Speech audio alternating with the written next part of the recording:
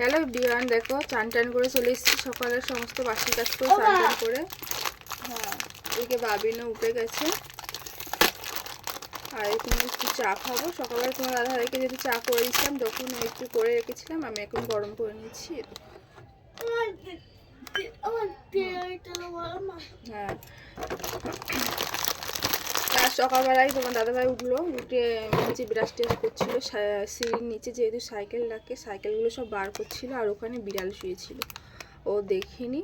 আর বিড়ালে পায়ের আঙুলের মধ্যে নখ ফুটিয়ে দিয়েছে আর কি, পুরো রক্ত বেরিয়ে গেছে। না ওখান থেকে কাজে গেছে, কাজের ওখান থেকে 11টার দিকে যাবে হসপিটালে। হসপিটাল থেকে ভ্যাকসিন নিতে হবে, কারণ অনেকটাই পুরো রক্ত বেরিয়ে গেছে একদম। সকালে বলে এক একদিন কেমন সকালবেলা উঠলো, ভালো গেল, ব্রাশ করছিল, সাইকেল নামা থেকে বিড়ালটা মানে বাড়ি থেকে যাই না, সেটা আমাদের এই বাড়িতেই থাকে। সবাইকে এরকম হাঁচর টাচর দেয়।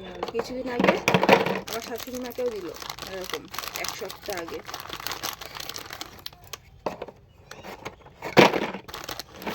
ভাল লাগে না, চলো চাটা খেয়ে নিই, আসলে কাজ করি।